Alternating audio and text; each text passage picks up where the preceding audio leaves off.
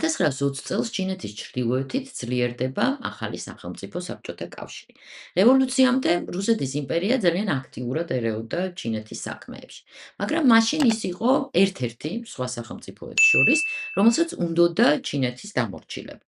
ამ ახალი საბჭოეთის წარმომადგენლები კი ლაპარაკობდნენ რაღაც ლამაზ რაღაცეებს, თავისუფლებაზე, რევოლუციაზე, მთელ მსოფლიოში.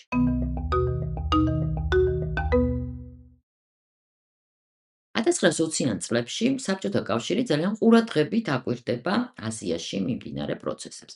როგორც ცნობილია, ბოლშევიკები ჯერ კიდევ მე-20 საუკუნის დასაწყისიდან ფიქრობდნენ მსოფლიო რევოლუციაზე. მათ იცოდნენ, რომ კომუნიზმის ასაშენებლად რუსეთში პროლეტარების ფენა არ იყო საკმარისი, ანუ ძალიან მცირე იყო ასეთ ადამიანთა ჯგუფი. ამიტომ მათ გათვლა ჰქონდათ განვითარებულ ქვეყნებზე, გერმანიაზე, ამერიკაზე და ინგლისზე. რომ იქაური პროლეტარები აჯანყდებოდნენ, როგორც მარქსი იმედოვნებდა და შემდეგ ისინი ერთად ააშენებდნენ კომუნიზმს პლანეტაზე. პირველი მსოფლიო ომის შემდეგ ჩნდება განცდა, რომ სულ ცოტაც და მსოფლიო რევოლუცია მოხდება მთელ ევროპაში, ყველგან. მაგრამ მოხდა პირიქით, ყველაფერი თითქოს ჩაცხრა და დამშვიდდა. ყოველ შემთხვევაში განვითარებულ ქვეყნებში მსოფლიო რევოლუციის იმედი აღარავის აქვს. ამ დროს ბოლშევიკები მიმართავენ მზერას კოლონიებისკენ და დამოკიდებული ქვეყნებისკენ, რომლებსაც შემდეგ მესამე სამყაროს ქვეყნებს დაარქმევენ და რომლებსაც მანამდე საერთოდ არ აქცევდა ყურადღებას. ესენია ინდოეთი, ჩინეთი, სადაც პროლეტარები ასევე ძალიან ცოტანი არიან. და საბჭოთა კავშირი 1920-იან წლებში ინტერესდება და დიდ ყურადღებას უთმობს ამ ევროპის მიღმა ქვეყნებს, რომლებსაც უნდათ ჩაგვრისგან გათავისუფლება. და ამ ქვეყნებს შორის განსაკუთრებით ინტერესდებიან ჩინეთით. 1919 წელს შექმნილი კომინტერნი, კომუნისტური პარტიების გაერთიანება, ყურადღებით აკვირდება ჩინეთში მიმდინარე პროცესებს. ჩინეთში კი, ისევე როგორც ყველა ღატაკ ქვეყანაში, სადაც ბურჟუაზია სუსტია, საშუალო კლასი ძალიან პატარაა, მემარცხენე იდეების პოპულარიზების და გავრცელებისთვის ძალიან უღიერი ნიადაგია. ჩინეთში ბევრი სხვადასხვა მემარცხენე დაჯგუფება არსებობს. 1921 წელს ერთ-ერთი ასეთი კომუნისტური დაჯგუფების ბაზაზე კომინტერნის უსარმაზარი ფინანსური და მორალური მხარდაჭერით ცხადდება ჩინეთის კომუნისტური პარტია.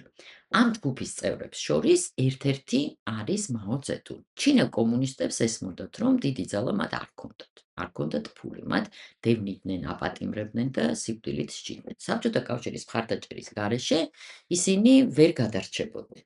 დიდი კამათის შემდეგ ჩინეთის კომპარტია გახდება კომინტერნის წევრი, რომელიც მთელი ამ 1920-იანი და 30-იანი წლების განმავლობაში ასხამს უამრავ ფულს ჩინეთში რევოლუციის მოსაწყობად. ფულის გარდა უგზავნიან მრჩევლებს, მათ შორის სამხედრო და დაზვერვის სპეციალისტებს და დიპლომატებს. ეხლა როგორ უყურებდა საბჭოთა რუსეთს მაო ძედუნი? ის ყოველთვის იყენებდა მათ დახმარებას, მაგრამ სულაც არ მოსწონდა მათზე ასეთი დამოკიდებულება. მაგალითად, მაოს ექიმი იხსენებდა, რომ მაოს სძულდა ყველაფერი, რაც დაკავშირებული იყო საბჭოთა კავშირთან და რუსეთთან, თუმცა მაოს ყველაფერი სძულდა. ცდილობდა არ მიეშვა ახლოს ის ხალხი, ვისაც განათლება მოსკოვში ჰქონდა მიღებული, ინგლისურსაც კი სწავლობდა, როგორც ჩანს ბალანსისთვის. მოკლედ ის, რომ მას არ უნდოდა მოსკოვის უსიტყვო მორჩილება, ეს დადასტურებული ფაქტია.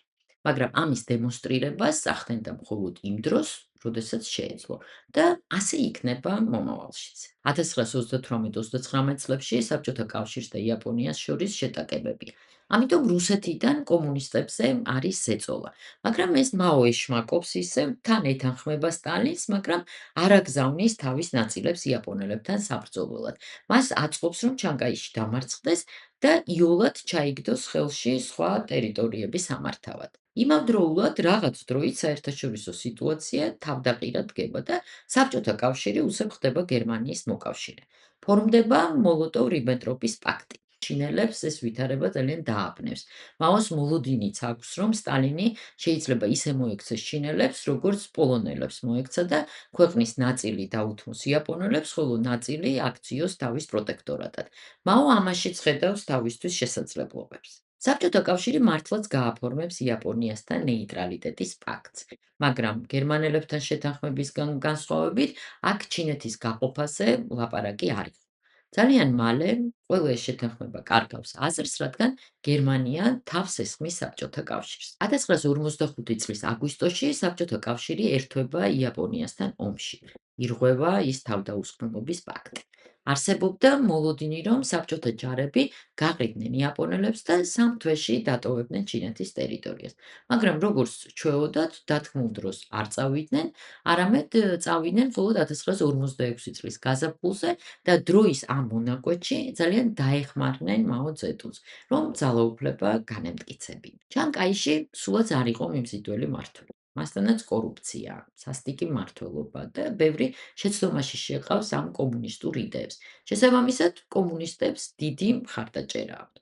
1959 წლის გაზაფხულზე კომუნისტები გადალახავენ ამ პირობით საზღვარს და 23 აპრილს დაიკავებენ ნანკინს, გომინდანის დედაქალაქს.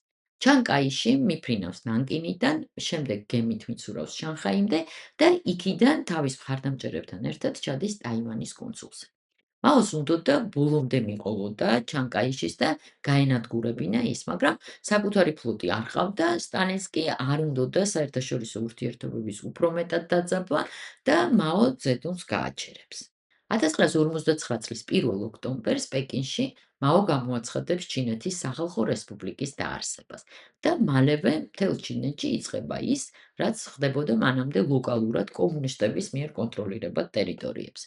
მაოს მმართველობა უმრავლესობისთვის ასოცირდება 1960-იანი წლების სისასტიკეებთან, დიდ ნახტომთან, კულტურულ რევოლუციასთან, ხუნვეიბინებთან, მაგრამ სიგიჟე დაიწყო რესპუბლიკის გამოცხადებისთანავე, ეს იყო გლეხების ტერორი და ძარცვა, რასაც მოყვა შიფშილობა, დაუსრულებელი კამპანიები დიადი მიზნების მისაღწევად, მაგალითად კონტრრევოლუციონერებთან ბრძოლა, დანაშაულის საჯარო აღიარებები დიდ მოედნებზე, სიკვდილით დასჯის საჯარო სცენები და ასე შემდეგ.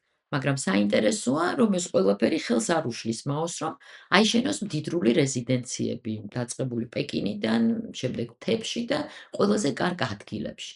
ყველანაირი კომფორტით. ის გარშემორტყმული იყო ქალებით, იშენებდა ბუნკერებს, რომლებიც წლებთან ერთად სულ უფრო და უფრო მეტი აშენდება. მოკლედ, იცხოვროს იმ დევიზით, რაც ჰქონდა ახალგაზრდობაში, ძალიან ბევრი ჭამოს და ძალიან ბევრი იკითხოს. საინტერესოა მისი ურთიერთობა სტალინთან. მიუხედავად იმისა, რომ პროპაგანდა ყველანაირად ხაზს უსვამდა ამ ორი დიადი ქვეყნის და დიადი ბელადის მეგობრობას, სინამდვილეში ასე სულაც არ იყო. მაოს სჭირდებოდა სტალინის მხარდაჭერა, საბჭოეთის ფული, ტექნოლოგიები, სამხედრო დახმარება. სტალინმაც იცოდა ეს. და როდესაც მაოს პრესტიჟისთვის მოუნდა მოსკოვში ჩასვლა და მასთან ერთიერთზე შეხვედრა, რუსები ვიზიტს უჭიანურებდნენ. ბოლოს დაპატიჟეს სტალინის 70 წლის იუბილეზე 1959 წელს, მაგრამ ეს არ იყო ის, რაც მაოს უნდოდა. ის ჩავიდა მოსკოვში სხვებთან ერთად და ეს იყო სტალინთან მისი ერთადერთი შეხვედრა და ისიც არა პირისპირ. ამ დროს ფორმალურად ყველაფერი თითქოს იდეალურად ჩანდა. ხელი მოეწერა შეთანხმებას, რომ საბჭოთა კავშირი უზარმაზარ დახმარებას გაუწევდა ჩინეთს. სანაცვლოდ ჩინეთი მოსკოვს გადასცემდა უპირატეს უფლებებს სინძიანში, მანჯურიაში, ბუნებრივი რესურსებით მდიდარ რაიონებში. 1950 წელს იწყება კორეის ომი. სტალინს არ უნდა ამაში მონაწილეობა, მაგრამ არ არის წინააღმდეგი ამერიკელები ჩაებმან ამ ომში. ის პირდაპირ არ ეხმარება კიმ ირ სენს, ჩრდილო კორეის ლიდერს, რომელმაც გადაწყვიტა სამხრეთ კორეა შეიერთოს, მაგრამ თანახმა სეულმა დახმარება სთხოვოს ჩინეთს. მაოს კიდევ ომები უყვარს. ამ დროს ამერიკელები უკვე იცავენ სამხრეთ კორეას და მას შემდეგ, რაც ჩინელები სეულის დასახმარებლად ჩაებმებიან ამ ომში, ისინი შეაკავებენ ამერიკელებს და გამყოფი ხაზი ამ ორ კორეას შორის ისევ იმ ადგილს დაუბრუნდება, სადაც მანამდე იყო. სამაგიეროდ მსხვერპლი იყო ძალიან დიდი. 1953 წლის მარტში ხდება სტალინი და სამ თვეში 15 ივნის მაღალი რანგის პარტიული ფუნქციონერის სი ჯუნსუნის ოჯახში იბადება მეექვსე შვილი, სი ძინპინი.